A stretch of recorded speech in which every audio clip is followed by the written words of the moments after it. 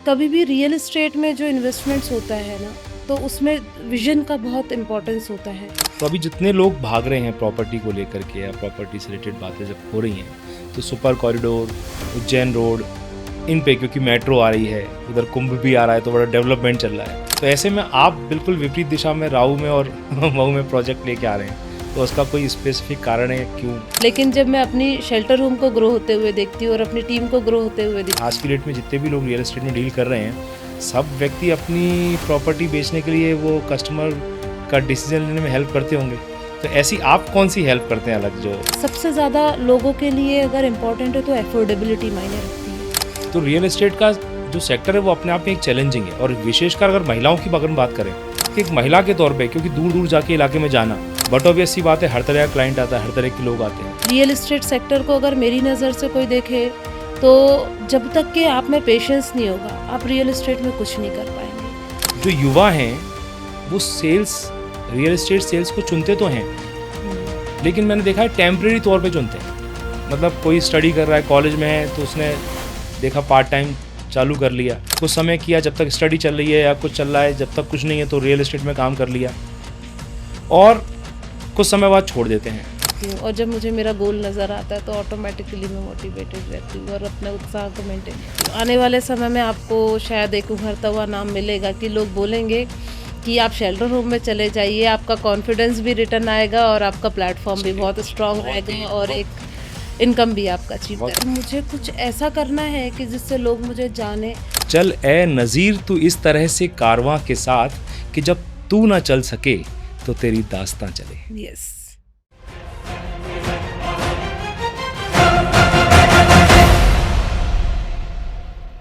नमस्कार दोस्तों, बहुत बहुत स्वागत है हमारे premium talk show, premium podcast show the mad tales में।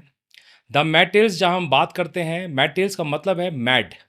मैड यानी कि मेक अ डिफरेंस, यानी हम यहाँ बात करते हैं ऐसी पर्सनैलिटी से, ऐसे लोगों से जिन्होंने अपने कामों से, अपने विचारों से इस समाज में, इस सोसाइटी में, इस देश में एक परिवर्तन लाया है। और मैड का मतलब होता है पागल भी, और कहते हैं कि पागल ही इतिहास रचते हैं। तो आज हमारे इस premium talk show, premium podcast show the mad tales में हम बात करेंगे एक ऐसी महिला से, एक ऐसी महिला से जिन्होंने एक ऐसी चैलेंजिंग फील्ड में अपने आप को उन्होंने खड़ा किया, अपना एक मुकाम बनाया, जिस क्षेत्र में अधिकतर पुरुषों का ही दबदबा रहा है। हालांकि कई महिलाएं हैं जिन्होंने उस फील्ड में नाम कमाया है, काम किया है, लेकिन फिर भी वो जो फील्ड है वो महिलाओं के लिए एक चैलेंजिंग फील्ड रही है। मैं बात कर रहा हूँ रियल एस्टेट की। आज हमारे बीच में जो महिला हमारे साथ बैठी हुई हैं हमारे स्टूडियो में, उन्होंने बहुत कम समय में, बहुत ही अल्प समय में उन्होंने अपने आप को और उनकी कंपनी को एक बहुत ही बेहतर, या हम अगर इंदौर की बात करें तो इंदौर में टॉप 5 रियल एस्टेट कंपनी में उन्होंने अपने आप को खड़ा किया है। आज हम जिनसे बात करने वाले हैं वो एक महिला सशक्तिकरण की, वुमेन एम्पावरमेंट की जीती जागती मिसाल है। तो बिना और अधिक भूमिका बनाए हम स्वागत करते हैं हमारे आज के इस टॉक शो में शेल्टर होम, उनकी कंपनी का नाम है the shelter home, shelter home की सीईओ और फाउंडर मिसेस विजेता राणे जी का आपका बहुत बहुत स्वागत है विजेता जी हमारे शो में। Thank you sir for giving me opportunity. Thanks a lot. तो आपने समय निकाला है आज। आपसे सवालों के लिए तो मैंने बहुत सारे सवाल आपके लिए, मैंने बहुत सारे सवाल प्रिपेयर किए हुए हैं, लेकिन जो पहला सवाल है जो हमारे दर्शकों के संग आपकी कनेक्टिविटी बनाएगा, वो है कि विजेता राणे हैं कौन? आप अगर कुछ शब्दों में डिस्क्राइब कर सकें आपकी लाइफ, थोड़ी बहुत जो आपकी स्टडी रही, आपकी कहाँ से आप बिलोंग करते हैं, परिवार, विजेता राणे कौन है? विजेता राणे या विजेता बिसेन राणे। विजेता बिसेन राणे को अगर आप देखेंगे तो मैं बोलूँगी कि self made women, business women, self made business women. और इसको एक और शब्द में अगर आप बोलेंगे तो मैं बोलूँगी अ विज़नरी वुमेन बहुत। Who has ability to see the future, who has ability to see the future of imaginations and what you tell that कि आप उसको विजन से कनेक्ट कर सकते हैं, क्योंकि विजन मीन्स क्या होता है, दूरदृष्टि। जी। आपने कभी भी रियल एस्टेट में जो इन्वेस्टमेंट्स होता है ना, तो उसमें विजन का बहुत इम्पोर्टेंस होता है। तो आप मुझे एज़ अ विज़नरी वुमन और सेल्फ मेड बिज़नेस वुमन के रूप में देख सकते हैं। बहुत बढ़िया। तो यस। आप मतलब आपका परिवार वगैरह आपका बिलॉन्ग सब यस, मैं एक माँ हूँ, एक अच्छी बीवी हूँ, अच्छी बेटी हूँ और एक अच्छी बहू हूँ। अगर आप उसको मुझे हर पार्ट में देखें तो बिज़नेस वुमन के अलावा में मुझे आप हर पार्ट में परफेक्ट पाएँगे। एक विज़नरी आपके नाम में भी एक शब्द लिखा हुआ है बिसेन यस। और उससे मिलता-जुलता शब्द हो रहा है विज़न। यस।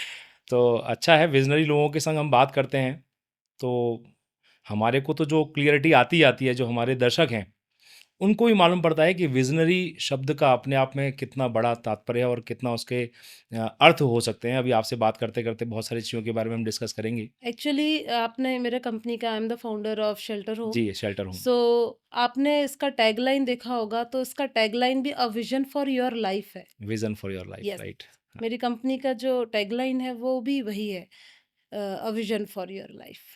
तो मतलब ये वाक़ई में बड़ी अच्छी चीज़ है। इस बारे में हम चर्चा करेंगे। मुझे मैं अगर भूल जाऊँ तो आप याद दिलाइएगा क्योंकि बहुत बढ़िया लाइन है वो जो मैंने पढ़ी भी थी, यस।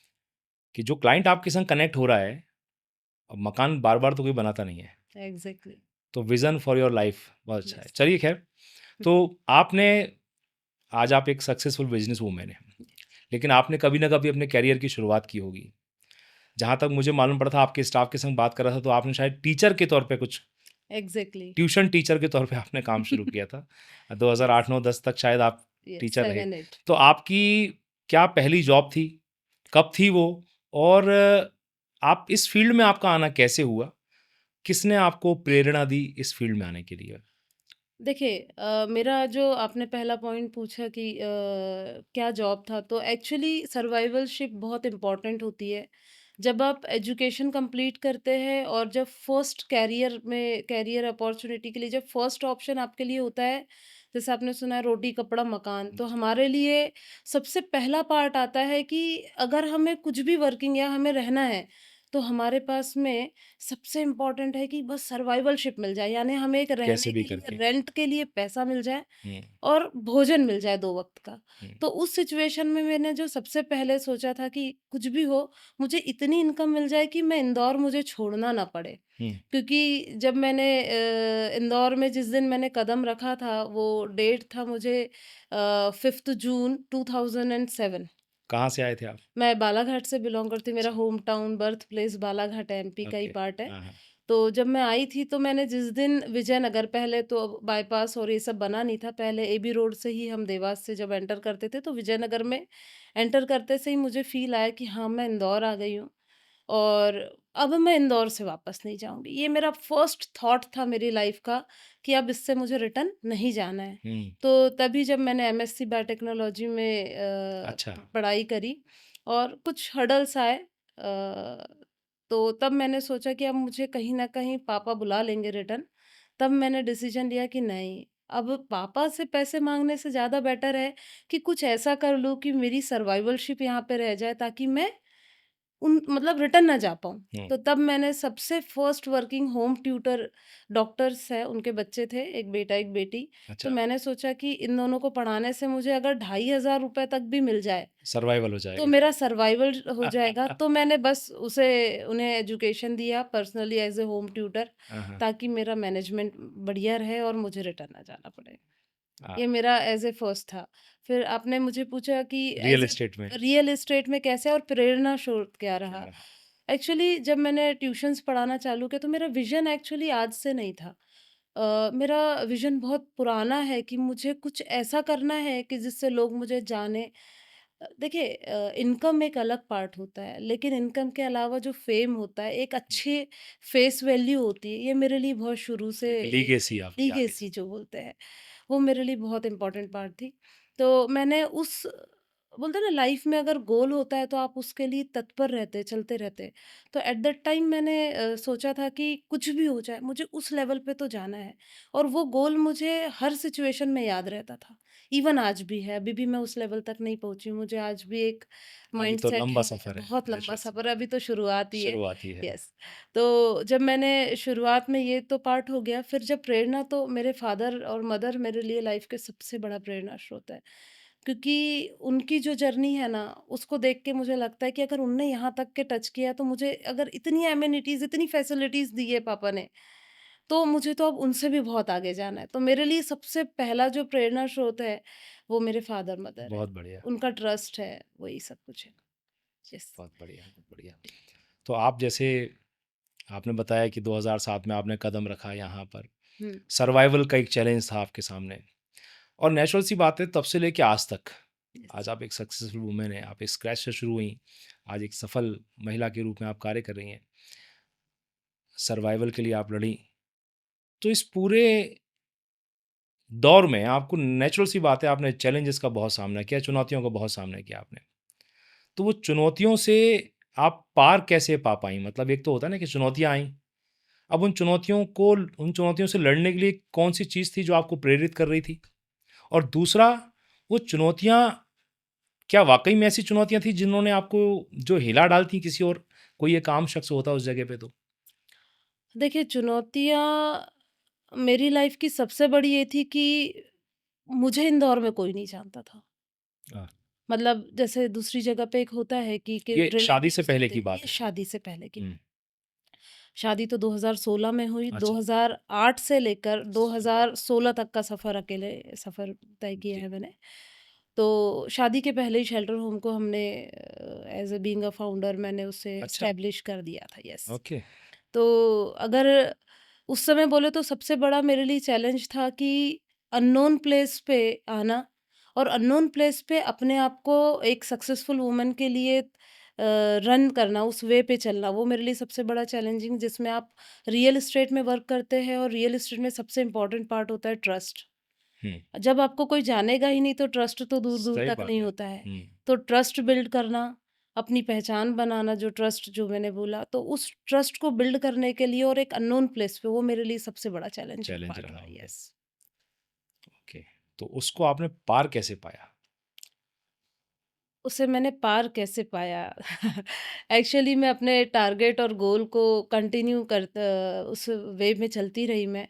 आप ये मानेंगे नहीं कि जब मैं स्टूडेंट एज़ अ स्टूडेंट मैंने इंदौर में कदम रखा था और जब मैंने अपना करियर स्टार्ट किया तो जून में मैं एंटर करी थी, बट 2008 में अगस्त के अप्रॉक्स में मैंने एक छोटा-सा एक पेपर ऐड में ऐड देखा था और उसके पहले भी उस टीचर लाइन और रियल एस्टेट के बीच में 28 डेज़ का मेरा रिकवरी डिपार्टमेंट का भी जॉब रहा है, जो मैंने अच्छा। 28th डे, हाँ, झाबुआ टावर में गवर्नमेंट अच्छा, सेमी गवर्नमेंट वो था, उनका फर्म था। तो एट दैट टाइम मुझे लगा कि यार मुझे कुछ करना है और ये इतनी सी इनकम से तो कुछ होगा नहीं। नहीं होगा। और मेरी, हाँ, रियल एस्टेट में एंट्री का एक बड़ा अच्छा-सा किस्सा है कि जब मैंने ऐड देखा और ऐड देख के जब मैं वहाँ गई इंटरव्यू देने, तो उन्होंने मुझसे पूछा कि आप कितनी सैलरी लेंगे? क्या एक्सपेक्टेशन है आपकी? तो मैंने उनको बोला कि सर, सैलरी जितनी दे दो उतनी कम है, आप बताइए कितनी दे सकते हैं? हुँ, उस दिन उन्हें लगा कि ये लड़की कुछ तो बड़ा करेगी। हुँ, तो मैंने कहा कि सर देखिए, मुझे तो बस कुछ अच्छा कमाना है और कुछ बड़ा बनना है। तो आप मुझे बताइए कितना पे कर पाएँगे? एट दैट टाइम फिर उन्होंने डिसाइड किया कि नहीं, इसे रियल एस्टेट इसको चूज़ करना ज़रूरी है हमें। तो तब मैंने रियल एस्टेट में, वो मेरा पहला दिन था जब मैंने कदम रखा और उनकी एक्सपेक्टेशन को पूरा करने के लिए मैंने बहुत सारे एफर्ट्स दिए। जो रियल एस्टेट में होता है कि आपको कनेक्शंस बनाना है, लोगों से मिलना है। एट दैट टाइम मैंने एज़ अ एग्ज़ीक्यूटिव जॉइन किया था। अच्छा, जो चैलेंजेस की बात करें तो बीइंग अ एग्ज़ीक्यूटिव मैंने स्टार्ट किया, लोगों से मिलना चालू किया। अननोन पर्सन से प्रॉस्पेक्टिंग के थ्रू लोगों से कनेक्ट करना, अपने प्रोजेक्ट को प्रेज़ेंट करना, तो इस तरीके से मैंने अपने करियर की स्टार्टिंग करी। बट जब 2 टू 3 मंथ हो गया और 2 टू 3 मंथ में जब बिज़नेस नहीं आया, तो जो पेशेंस होता है, रियल एस्टेट में पेशेंस बहुत इम्पोर्टेंट होता है, वो पेशेंस को साथ में रखते हुए मैंने वर्क किया। बट आफ्टर 3 मंथ जब मेरी फर्स्ट डील हुई, तब मुझे एक जो फ़ील होता है ना, जो उसको बोलते हैं कि wow! Finally I did it. तो हुँ। वो फ़ील मेरे पास में आया था 3 मंथ की वर्किंग के बाद में। तो यस। तब जाकर के आपने शेल्टर होम को एक प्रॉपर नहीं, ये तो मेरा लर्निंग फ़ेज़ था। वहीं से तो श शुरुआत हुई ना कहीं न नहीं, कहीं? नहीं। शेल्टर होम जो बना है ये 2015 एंडिंग में है, अच्छा, तो 16 हम मान के चलते और जो उसको। अभी आपने बताया ये? ये जो मेरी रियल एस्टेट की स्टार्टिंग है, जो लर्निंग फ़ेज़, जो मैंने अपनी कंपनी के पहले जो 7 टू 8 ईयर का रियल अच्छा, अच्छा, एस्टेट में बीइंग अ एग्ज़ीक्यूटिव स्टार्टअप किया था, ये वहाँ का पार्ट है। ओके, मतलब शेल्टर होम जो बना है ये बहुत सारे एक्सपीरियंस के बाद शेल्टर होम बना है। Okay, okay. यानी शादी से पहले आप अपनी कंपनी बना चुके थे, yes, shelter home. Yes. Shelter home, एक तो नाम बड़ा प्यारा चुना आपने, शेल्टर होम। एक्चुअली शेल्टर का जो मीनिंग होता है ना वो होता है आशियाना। हाँ, और हर किसी के लाइफ में कुछ ना कुछ पड़ाव तो आते ही है। उस पड़ाव में मेरे साथ ऐसा हुआ कि मुझे कहीं न कहीं एक फ़ील हुआ कि इस रियल एस्टेट इंडस्ट्री में भी बहुत कमी है। अच्छा। उस कमी को पूरा करने के लिए इतने से तो नहीं हो पाएगा। हुँ, मुझे कुछ अच्छा करना पड़ेगा, कुछ बेटर करना पड़ेगा। तो उस समय में मैंने डिसाइड किया कि अ, अब मुझे कुछ ऐसा करना है कि लोगों को जब हम प्रोडक्ट दें, मेरे लिए प्रोडक्ट है फ्लैट्स, प्लॉट्स, विलास, ये मेरे लिए एक प्रोडक्ट है। हुँ, जब ये प्रोडक्ट दूँ तो वो बंदा उस प्रोडक्ट को लेके बहुत खुश हो जाए और सैटिस्फाइड हो कि मैंने जो मेहनत करी है, जो मैंने पूँजी कमाई है, वो मुझे डिलीवर हो गई है। हुँ, उस डिलीवरी तक का सफ़र जो है, उसको मुझे पूरा करवा के देना चाहिए था। तो मुझे लगा कि अब मुझे आशियाना जो है, वो लोगों को देना है। तो एट दैट टाइम मुझे माइंड में आया कि नहीं, इसका नाम शेल्टर होम्स ही रखना चाहिए। इसलिए मैंने अपनी कंपनी को उसी दिन फाइनलाइज़ किया कि मैं अपनी कंपनी का नाम शेल्टर होम्स रखूँगी और एक नई राह पे चल दूँगी, जो मेरा थॉट है। और अच्छी बात ये है कि आज आप एक वाक़ई में कामयाबी की राह पर हैं। यस, तो जैसा कि नाम है शेल्टर होम, आज इंदौर में छोटे-बड़े कई सारे ग्रुप्स हैं, यस। जो रियल एस्टेट में डील करते हैं, बिल्डर हैं, हुँ, मार्केटिंग एजेंसीज़ हैं।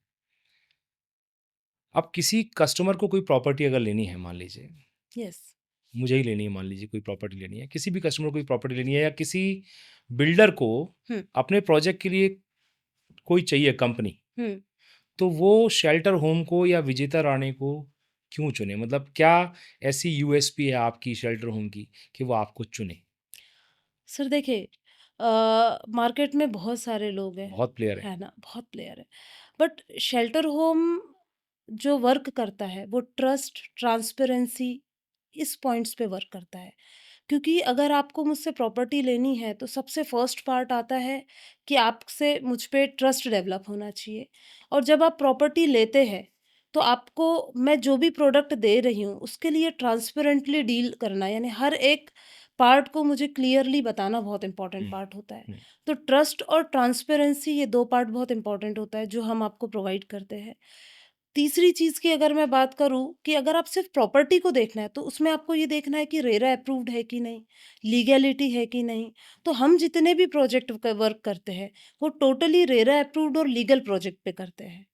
जहाँ पे रेरा अप्रूव्ड का टैग अगर आ गया है, तो आप ये समझ लेना कि आपका जो प्रॉपर्टी है वो लीगल है, तो वहाँ का पार्ट तो खत्म ही हो गया। हुँ, लेकिन दूसरी चीज़ आती है कि कई बार दूसरी कंपनीज़, अगर अगर हम बात करें, कंपैरिज़न नहीं करूँगी, बस जस्ट बात करूँगी कि उसमें ट्रांसपेरेंसी नहीं होती। जब डील करते हैं तो उसके बाद में कई हिडन कॉस्ट्स आपके सामने आती है। हुँ, हुँ, तो आपको शेल्टर होम में कभी ये इश्यूज़ नहीं आएगा।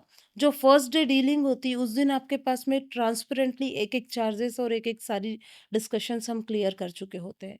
तो ओके, इसलिए आप अगर डील करते हैं तो आप जिसने भी बोला कि हम शेल्टर होम में वर्क करते हैं, तो आप बिल्कुल क्लियरली बोल सकते हो कि आई ट्रस्ट ऑन यू। चलिए, यस। ये तो अच्छी बात है और हमारी शुभकामनाएँ आगे भी आपके साथ थैंक है यू। शेल्टर होम के साथ। तो अभी वर्तमान में आपके जो प्रोजेक्ट हैं, वो अभी कहाँ-कहाँ चल रहे हैं? अभी अपकमिंग कोई प्रोजेक्ट आपके हैं, अभी जिसमें हमारा लोगों को दिलचस्पी लेनी चाहिए? ओके। अभी हमारे जो रीसेंट प्रोडक्ट्स है, अभी हमने इसी ईयर में राउ सर्कल और महू एरिया को कैप्चर किया है। अभी हमारा रीसेंट प्लानिंग जो चल रही है, वो राउ सर्कल पे एक प्रोजेक्ट्स है। महू एरिया में हमारे 3 प्रोजेक्ट्स ये हैं। रीसेंट है। यस, अच्छा, रीसेंट है। अभी हम लोग, और अपकमिंग भी उसी एरिया में है। अभी अप्रॉक्स हम लोगों ने वहाँ पे 3 टू 4 प्रोजेक्ट्स हमारे हैं, जो अभी रनिंग है और अपकमिंग है। ओके, अभी उसी एरिया में हम लोग वर्कआउट कर रहे हैं मेजरली। आइदर हमारे पास सुपर कॉरिडोर में फ्लैट्स रेडी पोजीशन है, MR11 पे रेडी पोजीशन फ्लैट्स है, छोटा बांगड़दा में रेडी पोजीशन है, बाईपास पे प्लॉट्स है। लेकिन अभी हमारा जो फर्स्ट फ़ोकस। प्रायोरिटी बोल सकते हैं या हाँ, फोकस बोल सकते हैं, वो अभी हमारा राउ एंड महू एरिया में है।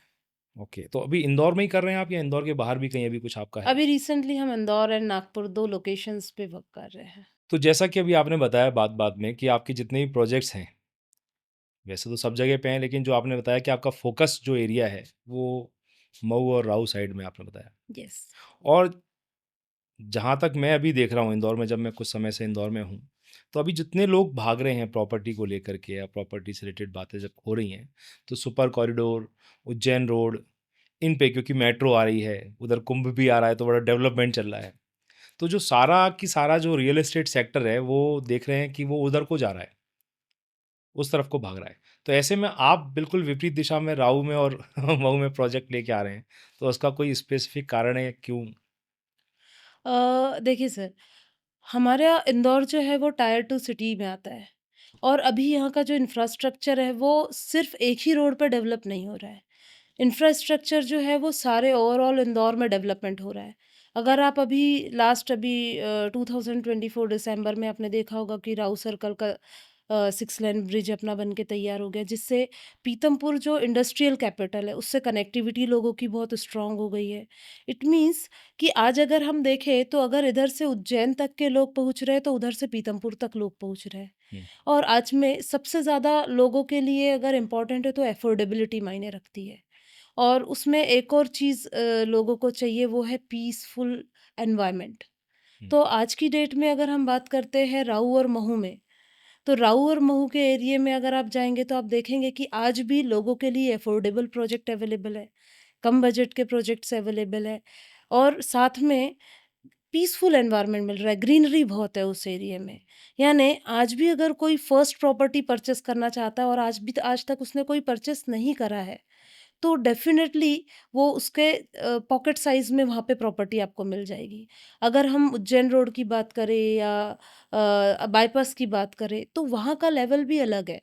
वहाँ पे आज अगर प्राइज़िंग को कंपेयर करते हैं, तो as compare to Rau, Mhow high price हो चुका है। हुँ, यानी अगर किसी को एप्रिसिएशन चाहिए, तो आज उस एरिया में चूँकि अभी जस्ट स्टार्ट हुआ है वहाँ का इंफ्रास्ट्रक्चर, विदिन 5 ईयर आपने देखा होगा कि राजेंद्र नगर से लेकर जो राऊ सर्कल तक का एरिया है, वो बहुत इंफ्रास्ट्रक्चर डेवलप हो गया। आपको वहाँ देखेंगे कि सिनेमाज़ आ गई, डी मार्ट्स आ गया, हाँ, वहाँ कई पे चीज़ें वहाँ आ कई रही हैं। सारी चीज़ें आ गई। ट्रिनिटी मॉल जो अभी विक्रम मॉल के हुँ, लिए अब हुँ, बोला जाता है, ये विदिन 5 ईयर है।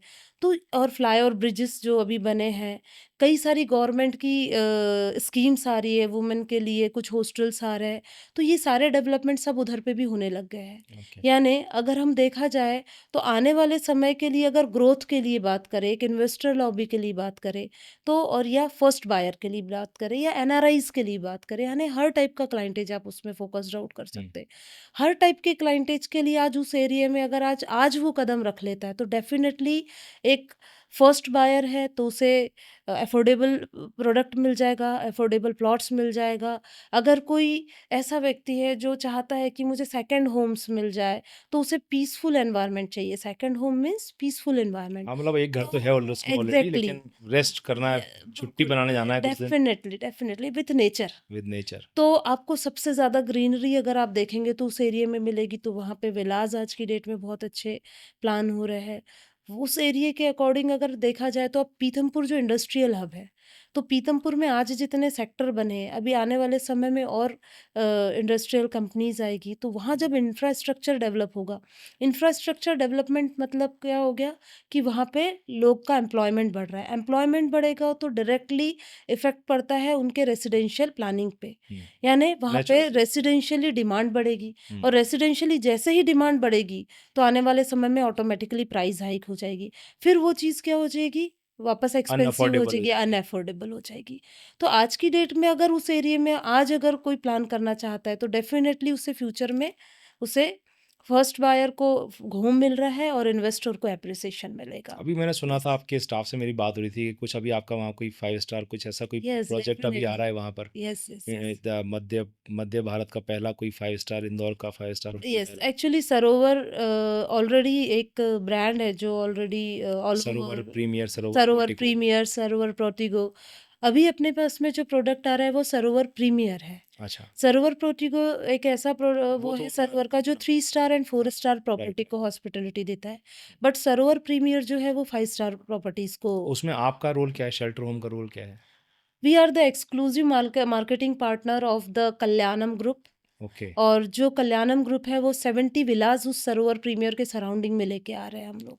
उनका क्या है? तो यहाँ पर आपका जो रहेगा 2000 प्लस जो प्लॉट लैंड होगा, मतलब लैंड एरिया होगा, ओके, उसमें पूरा 2 बीएचके 3 बीएचके विलाज हम लोग बना के दे रहे हैं। और उसमें कंप्लीट? पर्सन कंप्लीट विथ अच्छा, furniture okay, and swimming pool personal रहेगा, अच्छा, बट यस यस। हाँ, और इसके अलावा अगर हम बात करते हैं कि हमारा जो सरोवर प्रीमियर है, वो कल्याणम के उसमें जो 4 फ्लोर्स रहेंगे हमारे, ये 4 फ्लोर्स जो रहेंगे ये पूरे एमिनिटीज रहेगी हमारी। ओके। और उसके बाद में पूरे 116 रूम्स या कॉटेजेस मिला के आपके लिए वो रेसिडेंशियल सरोवर सूट्स प्रीमियम रहेंगी। और प्लस यस 70 विलास। यस 70 विलास। तो ओके, जो हॉस्पिटलिटी पार्टनर है वो हमारा सरोवर प्रीमियर है। अच्छा, यस।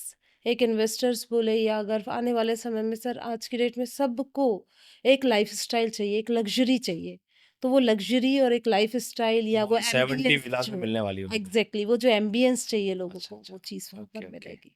तो यस। मतलब एक तरह से वो premium premium rest segment rest चाहिए। रूम रेस्ट एरिया टाइप का हो गया यस कि लोगों के लिए अपना जिनका पास घर है वो चाहें तो अपना एक बना सकते हैं बड़े बड़े हॉलीडे पैकेजेस खरीदने की यस जगह डेफिनेटली। आपके वहाँ पे इन्वेस्टमेंट कर आफ्टर सकते हैं। कोविड एक्चुअली आप देखेंगे कि लोगों को अपनी इंडिविजुअल प्रॉपर्टी या अपनी इंडिविजुअल विलास का बहुत क्रेज आ चुका है, क्योंकि कोविड के पहले लोगों को उसका मायना नहीं पता था। हम्म, मतलब लोगों को लगता था कि अगर हम रेंटल लाइफ भी जी रहे तो चलेगा, सिटी में छोटा सा भी प्लान करेंगे तो चलेगा, लेकिन जो रेंटल रहते थे वो 1 बीएचके 2 बीएचके पे शिफ्ट हो रहे हैं, जो खुद बंगलो अफोर्ड कर सकते थे वो अब सेकंड होम पे शिफ्ट हो रहे हैं। हम्म, तो ये सारी चीज़ें जो प्रॉपर्टी की है, वो आफ्टर कोविड इसकी इम्पोर्टेंस बढ़ चुकी है राइट। और अभी उसकी डिमांड बढ़, और हमारा project actually RERA approved project है। अच्छा, तो यहाँ पर लोगों की चॉइस भी आ गई और अभी किस साथ में पोजीशन पे है वो वहाँ? ऑलरेडी प्लिंथ बन चुकी है। विदिन 1.5 ईयर हम लोग पोजीशंस उसे ऑफर कर देंगे। अच्छा, जो यस 70 बेंगलोज है 70 और बैंगलोर। जो सरोवर प्रीमियम 5 ये स्टार विदिन 3 ईयर रनिंग में आ जाएगा। रनिंग में आएगा। यस। ओके, चलिए। जैसे मैंने बताया था आपके स्टाफ से बात हुई तो एक बात मेरे को और मालूम पड़ी ये ऑफ द मतलब मेरी क्वेश्चनरी में ये क्वेश्चन नहीं था लेकिन मेरे मन में आया तो मैंने कहा पूछूं मैं आपसे। वो बता रहे थे मुझे कि हम लोग जो हैं हमारे जो कस्टमर्स होते हैं यस।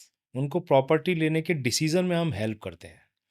तो मुझे थोड़ा समझ में नहीं आया कि भाई डील कैसे करते हैं, मतलब वो हम हेल्प करते हैं अपने क्लाइंट को, उनको क्या प्रॉपर्टी लेना है उसको डिसीजन लेने में हम हेल्प करते हैं। तो वो तो जितने भी आज की डेट में जितने भी लोग रियल एस्टेट में डील कर रहे हैं सब व्यक्ति अपनी प्रॉपर्टी बेचने के लिए वो कस्टमर का डिसीजन लेने में हेल्प करते होंगे।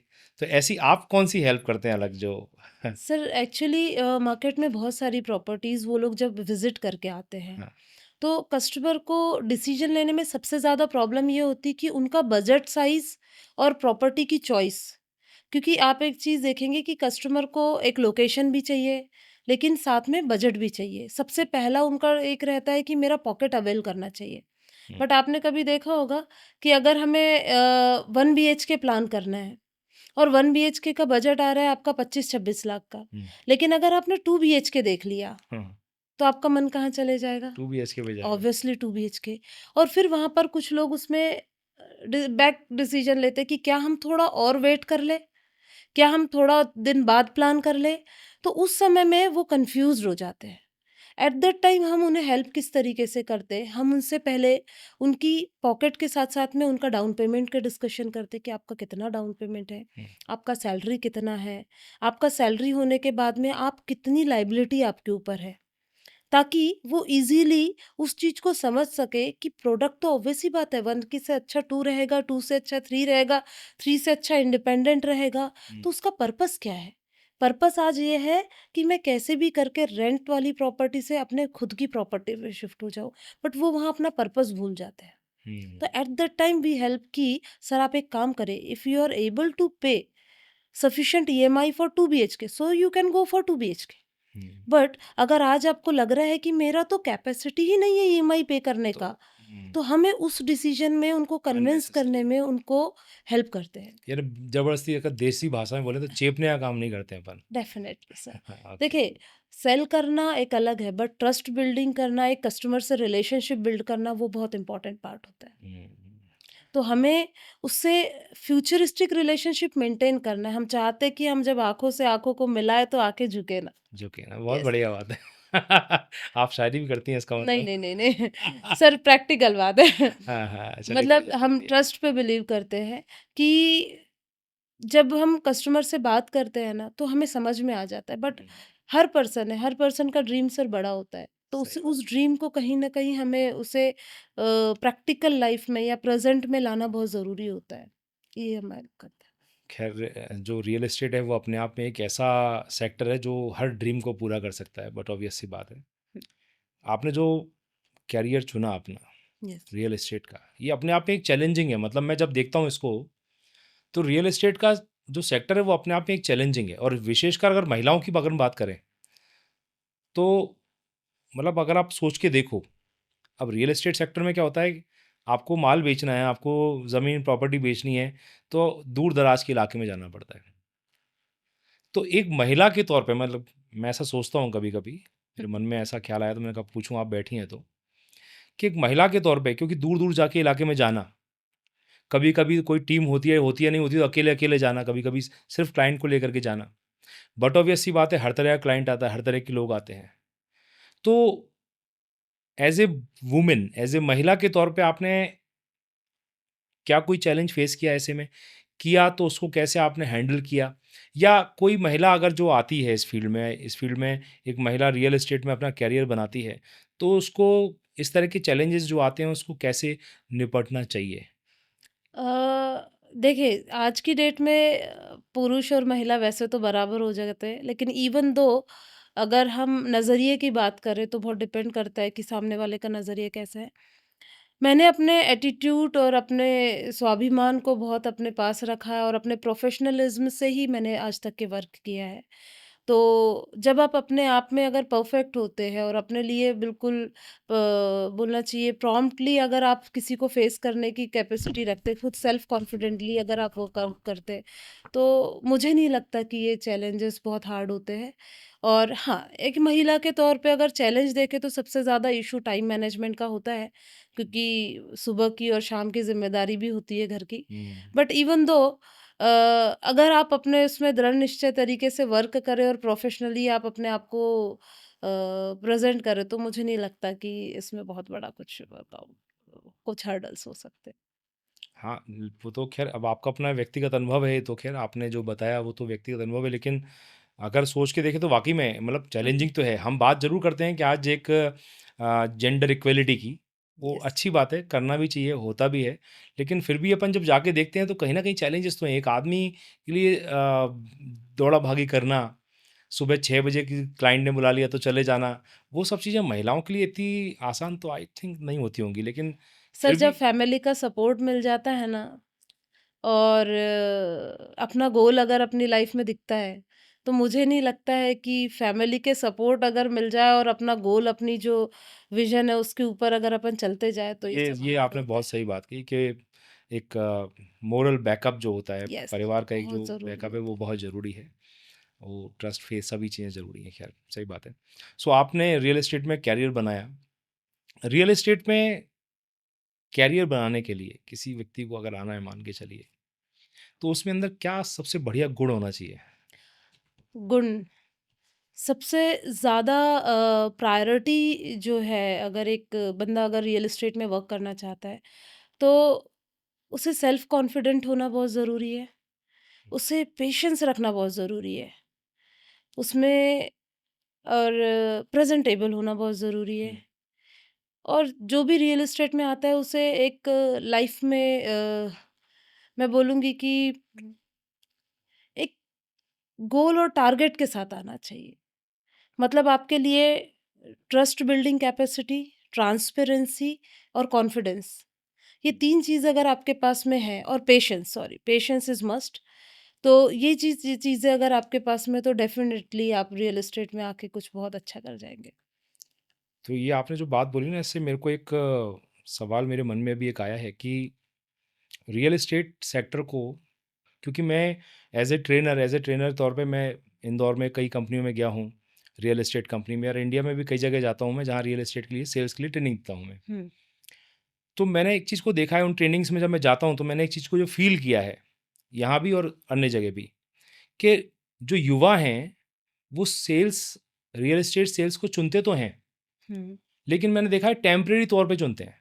मतलब कोई स्टडी कर रहा है, कॉलेज में है, तो उसने देखा पार्ट टाइम चालू कर लिया, मैं नाम लेके नहीं बताऊँगा, यहाँ मैंने कई कंपनी में गया हूँ, मैं सब जगह मैंने कई जगह जाके देखा है मैंने। तो टेम्परेरी तौर पे उन्होंने काम किया, जॉब शुरू की, कुछ समय किया जब तक स्टडी चल रही है या कुछ चल रहा है, जब तक कुछ नहीं है तो रियल एस्टेट में काम कर लिया और कुछ समय बाद छोड़ देते हैं। जबकि अगर देखा जाए हकीकत में जैसा मैंने अभी आपसे पहले कहा कि रियल एस्टेट एक ऐसा सेक्टर है, जहाँ से लोगों ने अपने लिए प्राइवेट जेट भी खरीदे हैं। एग्ज़ैक्टली। बहुत पैसा है यहाँ, अथाह पैसा है। तो फिर क्या वजह है? क्या वजह है जो जो युवा अभी आ रहे हैं, वो इसमें एक बड़ा करियर चुनने की बजाय स्विच कर जाते हैं? एक्चुअली आज की जनरेशन में पेशेंस की कमी है, अगर मैं इसे शॉर्ट फॉर्म में बोलूँ तो। उन्हें लगता है कि पैसा कमाना है, लेकिन मेहनत नहीं करनी है। अगर मैं रियल एस्टेट सेक्टर को अगर मेरी नज़र से कोई देखे, तो जब तक कि आप में पेशेंस नहीं होगा, आप रियल एस्टेट में कुछ नहीं कर पाएँगे। देखिए, सीखने के लिए तो आप ये मान के चलो कि आप कुछ भी सीख सकते हो। आज अगर डॉक्टर भी बन रहे हैं, तो सीख के ही बन सीख रहे के हैं, ही बन रहा है। है ना? आज हर फ़ील्ड में कुछ ना कुछ एजुकेशन है। अगर वो डॉक्टर भी बनता है, तो पहले बहुत सारा पीएमटी के लिए प्रिपरेशन करता है, आफ्टर दैट वो इस एजुकेशन करता है, पूरा एमबीबीएस के लिए स्टडी करता है, आफ्टर दैट एमडी करता है, आफ्टर दैट प्रैक्टिस करता है। इट मीन्स वो भी अपने कई साल लगा रहा है डॉक्टर बनने में। बट बट ऑब्वियस सी बात है। लोगों को ये लगता है कि मैं रियल एस्टेट को वो बहुत लाइटली ले लेते हैं। रियल एस्टेट आने वाले समय में अगर आप देखेंगे, तो एक प्रोफ़ेशनल सिस्टम आज भी अगर देखें तो बहुत अनप्रोफ़ेशनल है। हुँ, बट कई ऐसे लोग अनऑर्गनाइज़्ड है पूरा। अनऑर्गनाइज़्ड है, अनप्रोफ़ेशनल लोग इस पे वर्कआउट कर रहे हैं। तो अगर हम देखें तो रियल एस्टेट ऑटोमैटिकली अभी कुछ समय बाद आपको एजुकेशन में आपने देखा होगा कि अब लोग इन्वॉल्व होते जा रहे हैं कि रियल एस्टेट में भी एमबीए होना चाहिए। हाँ, तो आने वाले समय में रियल एस्टेट अपने आप में एक खुद का क्या बोलना चाहिए प्रोफेशनल सिस्टम बन के तैयार हो जाएगा, ऑर्गेनाइज़ सिस्टम बन के तैयार हो जाएगा। तो ये जो रियल एस्टेट में जो सोचते हैं ना कि मैं थोड़ा दिन टाइम स्पेंड कर दूँ, हुँ, काम चला लूँ, तो हाँ, ये ऐसे लोग कभी भी देखेंगे तो लॉन्ग टर्म वो नहीं कर पाएँगे। सर्वाइव नहीं करेंगे क्योंकि इसमें। आपको रियल एस्टेट में पेशेंस के साथ में ही वर्क करना होगा। अगर आपको कुछ बड़ा करना है, कुछ बड़ा अचीव करना है, तो वो आपको एजुकेशन और पूरे नॉलेज के बाद ही मिलता है। और वो इसलिए स्विच कर लेते हैं क्योंकि उनको ये वो इस फ़ील्ड को बहुत लाइटली लेते हैं। खैर ये तो खैर कोई भी इंडस्ट्री हो, हर जगह पे नियम, गंभीरता तो खैर सब बिल्कुल जगह पे ही सही। लागू होती है। अगर आप इस फ़ील्ड को लाइटली ले रहे हैं तो वो आपको सक्सेस के पास कभी नहीं पहुँचा सकती। जबकि इस फील्ड में पैसा बहुत है। मैं पैसा बहुत बार-बार है कह रहा सर, ऑब्वियस सी बात है एफ़र्ट भी बहुत है, तो पैसा भी बहुत होगा। हूँ। खैर वो तो मैंने देखा है। मैं आपसे करीब-करीब 5-6 साल पहले जब मैं मिला था, तो आप बहुत स्क्रैच पे वर्क कर रहे थे एग्ज़ैक्टली। और 5-6 साल में अपने आप को आपने तब बुलंदियों में पहुँचाया है। आपने एक बड़े कॉर्पोरेट बिल्डिंग में आपने अपना खुद का एक प्रीमाइसेस लिया। आज आप इतनी बड़ी टीम लेकर ग्रो कर रहे हैं, तो नेचुरल सी बात है, शेल्टर होम आज बहुत ग्रो कर रहा है। तो आज आपकी कंपनी ग्रोइंग कंपनी है, बहुत फास्टेस्ट ग्रोइंग कंपनी है, बड़े-बड़े प्रोजेक्ट्स हैं आपके पास में, 5 स्टार प्रोजेक्ट आपके पास में है। अब यदि कोई गंभीर व्यक्ति हुँ, जो रियल एस्टेट सेल्स में आना चाहता है, यस, तो आपकी कंपनी उसे कैसे मदद कर सकती है, वो आपसे कैसे जुड़ सकता है? क्योंकि कहीं न कहीं टीम की आपको भी आवश्यकता पड़ती है और डेफ़िनिटली। लोगों को भी आज एक रोज़गार चाहिए। तो कोई अगर सीरियस जैसे अभी बोले हैं गंभीर लोग नहीं मिलते, लेकिन वाक़ई में कोई है ऐसा व्यक्ति जो चाहता है कि मैं लग के काम करूँ, तो क्या आप उससे कैसे हेल्प कर सकती हैं? हमारे यहाँ पे बीच-बीच में हायरिंग चलती रहती है हमारी कंपनीज़ में, तो उस हायरिंग के ड्यूरेशन में हमारे साथ वो जॉइन कर सकते हैं। और अगर गंभीर व्यक्ति है तो उससे हम कैसे हेल्प करते हैं, तो हम उससे पूरे रियल एस्टेट के की पॉइंट्स हम लर्न कराते हैं। ट्रेनिंग, जिसमें ट्रेनिंग प्रोवाइड कराते हैं। ओके, इवन इसको प्रैक्टिकल नॉलेज हम देते हैं। जस्ट लाइक कि अगर कोई भी व्यक्ति अगर रियल एस्टेट में आना चाहता है तो उसे फर्स्ट इंटरेक्शन से लेकर क्लोजिंग अप टू क्लोजिंग तक के उसे पता होना चाहिए।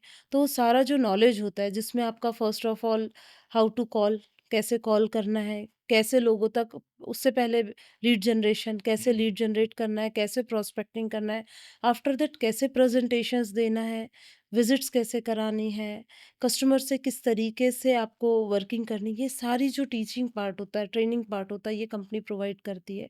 क्योंकि बिना नॉलेज के कोई भी सेक्टर में वो प्रॉम्प्ट नहीं हो सकता है। तो हम उसे पूरा टीच करते हैं, ट्रेनिंग देते हैं, आफ्टर दैट उसे फिर सक्सेसफुली उसको रियल एस्टेट में वर्क करने में हेल्प करते हैं ताकि चलिए वो ये उस फील्ड बड़ा में अच्छा लगा मुझे सक्सेसफुल जान करके कि आप लोग ट्रेनिंग पे फ़ोकस फोकस रखते करते हैं हैं। क्योंकि बहुत ज़रूरी है, बिना ट्रेनिंग के, बिना धार के जो है बड़ा पेड़ तो नहीं काटा जा सकता। बिल्कुल। तो ट्रेनिंग एक धार का काम करती है। एनीवे ख़ैर आप इतना वर्क करती हैं, आज भी आपका बिज़ी शेड्यूल था, आपका कुछ वीडियो शूट भी था, आप बता रहे थे मुझे यस, आपका कहीं प्रोडक्ट शूट था आपका।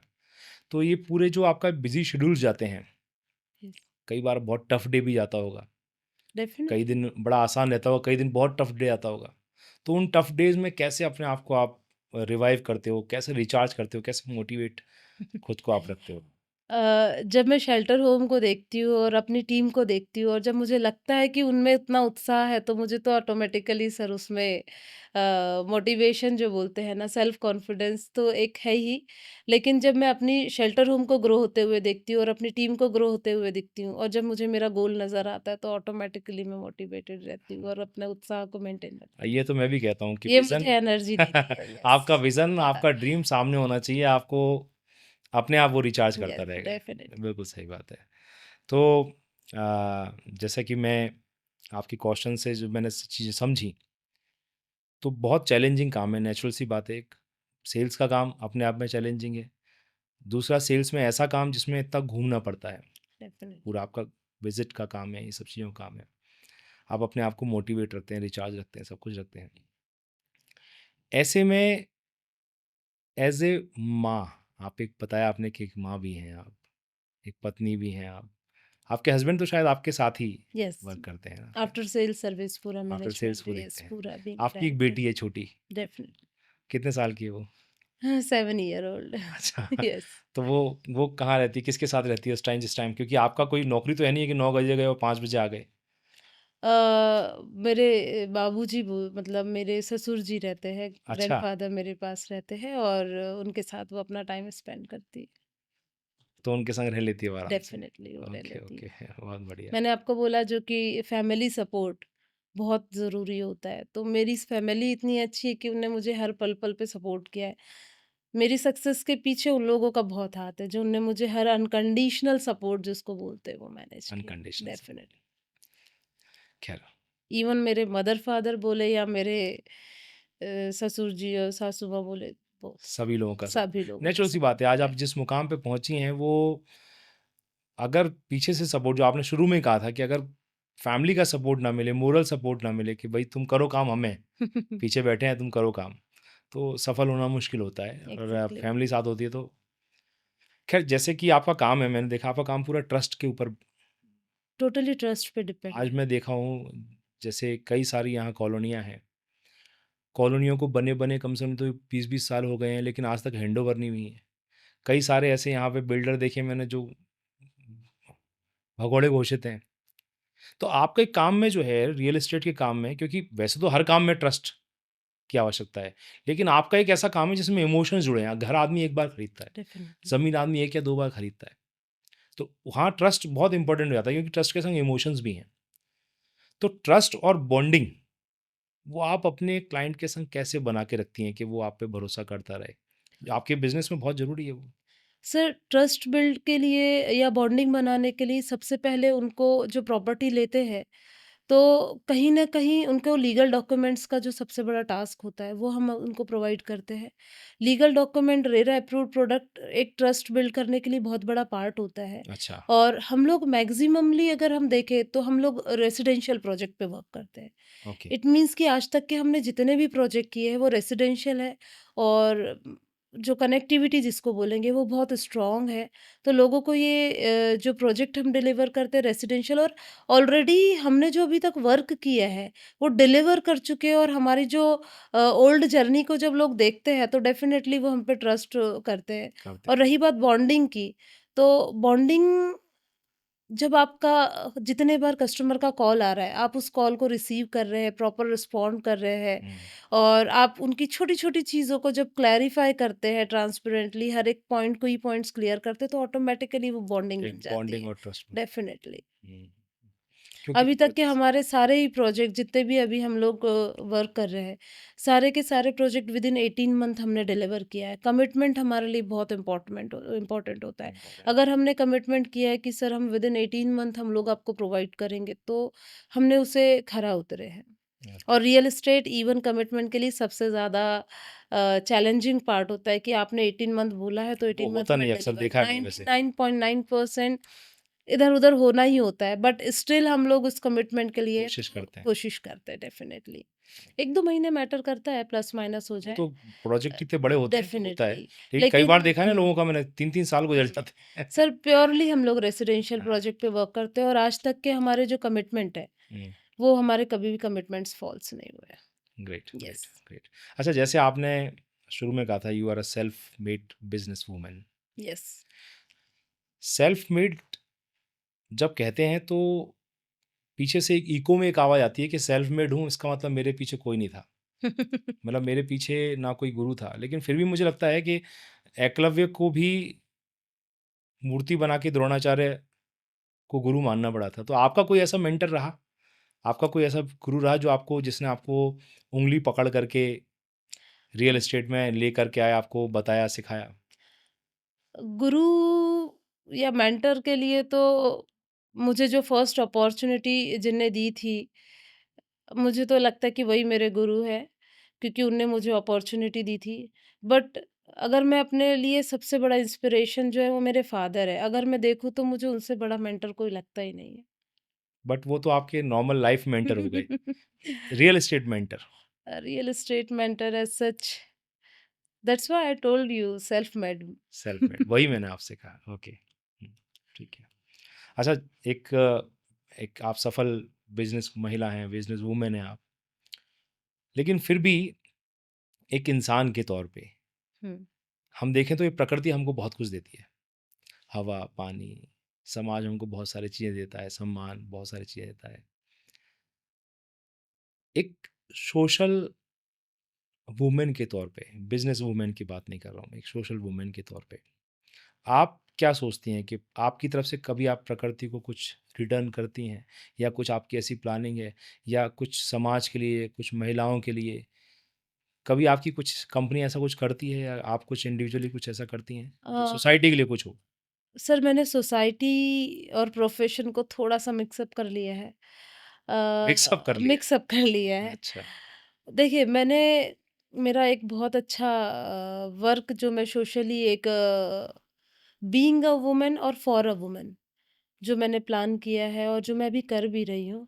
आपने एक चीज़ देखी होगी कि बहुत सारे हार्ड वर्किंग लेडी है, जो अच्छी-अच्छी पोज़ीशन पे रहती है, बहुत अच्छे-अच्छे टैलेंट्स उनमें होते हैं और वो लोग लाइफ़ में एक पार्ट आता है जब बेबी प्लानिंग का पार्ट आता है। हाँ, उस टाइम पे उनके टाइम में वर्किंग ड्यूरेशन में गैप होता है, वर्किंग गैप होता है नेचुरल सी बात है। और वो नेचुरली उन्हें गैप लेना ही पड़ता है। उस पड़ता समय है। पे जो प्राइवेट जॉब्स होते हैं लोगों की वो चली जाती है।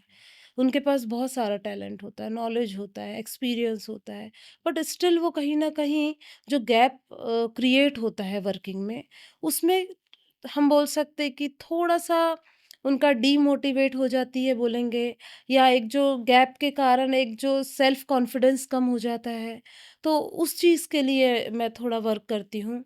मैं ऐसी हर महिला को अपने सेक्टर में या अपने प्लेटफ़ॉर्म में उनको वर्क करने की अपॉर्च्युनिटी देना चाहती हूँ कि आप उनका जो गैप हुआ है या आपको लग रहा है कि नहीं मुझ में टैलेंट तो बहुत था लेकिन वो कहाँ गायब हो गया है। तो मैं उनको वो कॉन्फिडेंस वो चीज़ उनकी जो टैलेंट का यूज़ करने के लिए वो प्लेटफ़ॉर्म देना चाहती हूँ और मैं उस पे अभी वर्क भी कर रही हूँ ऑलरेडी। और मेरे यहाँ कुछ ऐसी लेडीज़ है जो वुमेन है जो मेरे यहाँ वर्क करती है। अच्छा। यस। तो उस हर वुमेन के लिए मैं वर्क कर रही हूँ। आने वाले समय में आपको शायद एक उभरता हुआ नाम मिलेगा कि लोग बोलेंगे कि आप शेल्टर होम में चले जाइए, आपका कॉन्फिडेंस भी रिटर्न आएगा और आपका प्लेटफ़ॉर्म भी चलिए, बहुत बहुत स्ट्रॉन्ग बहुत रहेगा ही और बहुत एक इनकम भी आप अचीव बहुत बड़ी करेंगे। बात है, और यस, बहुत अच्छी बात है यस, कि आज महिलाओं को अगर एक ऐसा कॉन्फिडेंस कोई कंपनी दे पाए, डेफिनिटली। तो ये बहुत ही अच्छी बात है। हमारी शुभकामनाएँ आपके साथ में हैं थैंक यू। आगे के लिए, और बहुत अच्छा वर्क कर रहे हैं आप। अगर हम भविष्य की बात करें, बहुत लंबी बात नहीं करें, शॉर्ट टर्म की बात करें, तो भविष्य में आपका जो गोल है, आप अपने आप को कहाँ पाते हैं? यानी अगले 5 साल की बात अगर सिर्फ अगले 5 साल की बात करें, तो आप विजेता राणे को या शेल्टर होम को कहाँ देखती हैं? मैं हर किसी के दिल में रहना चाहती हूँ। मैं चाहती वो तो आप हूँ अभी भी कि होंगी अपने मैं चाहती हूँ कि आने वाले 5 साल में हर किसी को ये पता हो कि शेल्टर होम क्या है। दूसरी चीज़, हर पर्सन को ये पता हो कि जो ट्रांसपेरेंटली डील करता है, जो ट्रांसपेरेंसी के साथ डील करता है, ट्रस्ट के साथ डील करता है और लीगैलिटी के साथ डील करता है, वो शेल्टर होम। बहुत बढ़िया, बहुत बढ़िया। चलिए, बहुत अच्छी बात है। अभी जैसे आपको आज आप हमारे पॉडकास्ट में हैं। पिछले कई समय से आप बहुत अच्छा काम कर रहे हैं। आपने बहुत अवार्ड्स लिए, आपको अलग-अलग ग्रुप्स ने, भास्कर वगैरह कई लोगों ने आपको सम्मानित किया। यस। कई लोग हैं जो अब आपको देख रहे हैं। कई लोग हैं, कई ऐसी महिलाएँ हैं, युवतियाँ हैं या युवक भी हैं, लड़के भी हैं जो आपको देख रहे हैं और रियल एस्टेट में अपना एक करियर आपको देख कर के या आप जैसे कुछ और लोग होंगे, हुँ, उनको देख कर के रियल एस्टेट में अपना करियर बनाने का सोच रहे हैं। तो ऐसे लोग जो रियल एस्टेट में आना चाहते हैं, सेक्टर में आना चाहते हैं, हुँ। स्पेशली महिलाएँ, तो उनको आप क्या संदेश देना चाहेंगी? मैं यही कहूँगी कि रियल एस्टेट लाइफ में अगर आपको कुछ बहुत बड़े गोल्स को अचीव करना है आपको, तो आप रियल एस्टेट में ज़रूर आएँ और उनको मैं यही बोलूँगी कि जब आप किसी भी फ़ील्ड में मतलब जाते हैं, तो आप जब उससे सीखने के लिए समय देते हैं, वैसे रियल एस्टेट में पेशेंस रखते हुए आप अगर रियल एस्टेट इंडस्ट्री में आना चाहते हैं, तो मोस्ट वेलकम है। शेल्टर होम भी आपका स्वागत करता है। और उन्हें यही बोलूँगी कि आप उसका पेशेंटली वर्क करें और अपने आप में जो एक विज़न होता है एक लाइफ़ का, उस विज़न को लेके वर्क करें रियल एस्टेट में तो आप बहुत आगे जाएँगे आगे और जाके रियल एस्टेट आपके लिए बहुत अच्छा प्लेटफ़ॉर्म हो सकता है। ओके। यस। चलिए, ख़ैर हम धीरे-धीरे अपने पॉडकास्ट के अंत की तरफ बढ़ रहे हैं। एक सवाल है जो मैं लगभग हर एक हमारे गेस्ट से पूछता हूँ मैं। आप फेलियर्स को नेचुरल सी बात है, फेलियर कहीं न कहीं हर एक की लाइफ़ में आते ही हैं। आप फेलियर को कैसे देखती हैं? फेलियर को आप कैसे देखती हैं? आपने भी कहीं न कहीं फेलियर सही होंगी। आप बता रही थी कि आप एक किसी समय में आप एक बहुत अच्छी पोज़ीशन पे थी, फिर एकदम से आपका डाउनफॉल आया। यस। सबकी लाइफ़ में आता ही है। तो आप फेलियर को कैसे देखती हैं? आपकी नज़रों में सफलता के मायने क्या हैं? 2 सवाल हैं यहाँ मेरे। एक, आप फेलियर को कैसे देखती हैं? फेलियर आपके लिए क्या है? और दूसरा, आप सफलता के आपके मायने क्या हैं? मतलब पैसा ही सफलता है या और भी आपके आपके दृष्टिकोण के हिसाब से आप इसको क्या फेलियर को तो मैं लेसन के रूप में देखती हूँ, अपॉर्च्युनिटी के रूप में भी देखती हूँ। क्योंकि जब तक आप फेलियर को आप फेस नहीं करेंगे, आप एक सक्सेसफुल वे में नहीं जा पाएँगे, आप सक्सेसफुल पर्सन नहीं बन पाएँगे। क्योंकि जब भी आप फेल्यूर मतलब एक सक्सेसफुल वुमन हो या सबसे सक्सेसफुल मैन हो, उसने जब तक फेल्यूर नहीं देखा वो सक्सेस का मज़ा नहीं चख सकता है। हुँ, मेरा ये मानना है बिकॉज़ वही एक लेसन होता है जो आपको टीच करके जाता है। और सक्सेसफुल का मायने सिर्फ़ पैसा नहीं होता है। मेरे मायने से सक्सेस वो होता है कि आपने अपनी लाइफ़ में हर पार्ट को बखूबी निभाया हो। मैं उसे सक्सेस के रूप में देखती हूँ। यानी आपने जैसे हर किरदार को जैसे मैंने बोला था कि एक मैं माँ भी हूँ, एक बीवी भी हूँ, एक अच्छी बहू भी हूँ, एक बेटी भी हूँ। तो सक्सेस का मायने ये होता है कि आपने पैसा तो कमाया, लेकिन आपकी सराउंडिंग, आपका जो फैमिली एटमॉस्फेयर उसको मेंटेन करते हुए अगर आपने सक्सेस को टच किया है, तो वो एक्चुअल सक्सेस है। बहुत सही बात आपने कहा। अच्छा, विजेता राणे, विजेता बिसेन राणे, यस, क्या भगवान में आस्था रखती हैं? डेफिनिटली कर्म ही पूजा है। तो वो कर्म पूजा है या भगवान पे ही भरोसा है आपका? देखिए, मेरे मायने से मैं पूजा तो रोज़ नहीं कर पाती हूँ बिकॉज़ कि शेड्यूल बहुत वो एक अलग चीज़ है। वो बिज़ी रहता है। हुँ, बट डेफ़िनेटली अगर मैं देखती हूँ कि ऊपर वाले की एक शक्ति तो है, जो आपको आपकी डेस्टिनी लिखी हुई है और आपको वहाँ तक पहुँचाने में हेल्प करती है अगर आप उसके लिए तत्पर हो तो। हाँ, यानी आप आस्तिक तो हैं, ईश्वर पे भरोसा आपका पूरा है। डेफिनेटली है। ओके, ओके, चलिए। तो आपकी हॉबीज़ कुछ होंगी। एक यस। बिज़नेस वूमन है आप, सफल बिज़नेस वूमन है, लेकिन फिर भी कुछ ऐसा होता होगा कि साहब जब फ्री होकर के कुछ ना कुछ ऐसा होता होगा कि यार ये मुझे बड़ा पसंद है। ये कुछ ऐसी लिसनिंग आपकी music. Hobbies. Listening music, yes. मुझे गाने सुनना बहुत पसंद है। गाने गाना भी? गाना तो नहीं लेकिन गाने सुनना ज़रूर बहुत पसंद है। डांसिंग बहुत पसंद है। ये अच्छा, मेरी कुछ हॉबीज़ है। गेम्स खेलना मुझे बहुत पसंद है। ओके, और इवन मैं जब भी घर से घर पहुँचती हूँ तो हॉबीज़ मतलब होता है कि आप डेली लाइफ में भी उसे करते हो। हाँ, तो आप मुझे देखेंगे कि मैं अगर कितने भी टाइट शेड्यूल से जब मैं फ्री होती हूँ, हुँ, तो वो गाना एक स्लो म्यूज़िक होना चाहिए और एक हाथ में गेम होना चाहिए। ये मेरे लिए बहुत इम्पोर्टेंट है। हाँ। यस। चलिए ख़ैर ये क्योंकि काम का इतना प्रेशर और जिस जीवन में यदि थोड़ा-सा आनंद ना हो, तो तो वो फिर जीवन जीवन ही क्या जीवन जीवन है। जीवन ही नहीं है। तो ये बड़ी अच्छी बात है कि आप संगीत में इतना संगीत मैं भी अपने जीवन में संगीत को रेमेडी की तरह यूज़ यूज़ करता हूँ। करते हैं। मतलब मैं कहीं भी अगर स्ट्रेस में होता हूँ, जैसे मेरी पत्नी तो उसको पता है अगर ये स्ट्रेस में है, तो तो डेफ़िनेटली ये सुनना सुनना नहीं, ये गाना प्रेज़ेंट गाएँ। करें। तो मैं गाता हूँ तो मेरा स्ट्रेस दूर हो जाता है, ये है। और मैं अगर स्ट्रेस में हूँ, तो अगर मैं सुनती हूँ, तो मुझे मेरा स्ट्रेस स्ट्रेस रिलीज़ दूर हो हो जाता जाता है। है। यस। राणे साहब को पसंद है संगीत? हाँ, बहुत ज़्यादा। वो भी गाते हैं कि बस वो भी सुनते ही हैं? नहीं, वो भी सुनते ही सुनते ही हैं। है। यस। Okay, okay. चलिए ख़ैर आज हमारा पॉडकास्ट बहुत बढ़िया अभी तक हुआ है और आखिरी सवाल के तौर पर आपकी तरफ से आखिरी नोट हमारे व्यूअर्स के लिए, हमारे लिसनर्स के लिए, आपकी टीम भी देखेगी, उनके लिए, संपूर्ण लोगों के लिए जो आपसे जुड़े हैं, हमसे जुड़े हैं, जो भी इस पॉडकास्ट को देखेगा, क्या एक संदेश लेकर के जाए आज वो इस पॉडकास्ट से? मैं एक ही संदेश देना चाहती हूँ सभी लोगों को कि अपनी लाइफ़ में हमें एक ही ज़िंदगी मिली है और उस ज़िंदगी में सक्सेसफुल पर्सन बन के ही अपने को जीना है, ये ज़रूरी नहीं है। हमें अपनी लाइफ़ की हैप्पीनेस, अपनी हेल्थ, अपनी वेल्थ, ये तीनों को बैलेंस करके चलना बहुत ज़रूरी है। तो आप अपनी लाइफ़ को एन्जॉय करके जिए विथ सक्सेसफुल नेम। यानी हम इस दुनिया में जब तक रहे या जब हम जाए, तो लोग हमें याद करें। इस मैं तरीके इसके लिए से एक शेर कहता हूँ, बिल्कुल।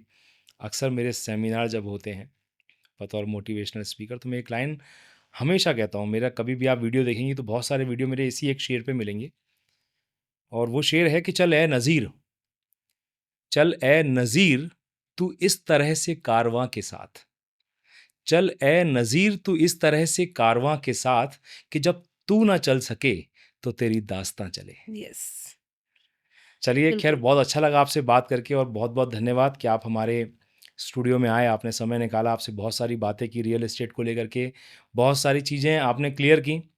आज जो भी लोग इस पॉडकास्ट को देखेंगे जब ये रिलीज़ होगा, ऐसे लोग भी होंगे जो इस सेक्टर में आना चाहेंगे, अपना कैरियर बनाना चाहेंगे और जब वो देखेंगे कि बतौर महिला, जब एक महिला के तौर पे आप इस चैलेंजिंग काम में सफल हो सकती हैं और सफलता के नए-नए आयाम आप छूती जा रही हैं, कीर्तिमान गढ़ती जा रही हैं, तो लोगों को नेचुरल सी बात है आप एक प्रेरणा के तौर पे आपसे वो प्रेरित होंगे। आप हमारे स्टूडियो में आईं। मित्रों, यदि आप शेल्टर होम से विजेता बेसेन रानी जी से जुड़ना चाहते हैं, अपना कैरियर रियल एस्टेट में बनाना चाहते हैं, तो इस वीडियो के इस पॉडकास्ट के डिस्क्रिप्शन में शेल्टर होम का नंबर यहाँ पर दिया जाएगा। आप उस नंबर पे कॉन्टैक्ट करके उनसे संपर्क कर सकते हैं, रियल एस्टेट में अपना कैरियर बना सकते हैं। सो आप हमारे इस शो में आईं, मुझे बड़ा अच्छा लगा कि आप हमारी एक रिक्वेस्ट पे आईं थैंक और आपने इतना समय दिया, आपने इतनी अच्छी-अच्छी बातें की हैं। हमने आपके विषय पे भी बातें की, हमने जनरली मोटिवेशन पे भी बातें की। बहुत अच्छा लगा आपसे और एक बार फिर पुनः कभी ना कभी आपके संग मुलाकात होगी। आपका यू। बहुत-बहुत धन्यवाद। Thank you sir. Thank you.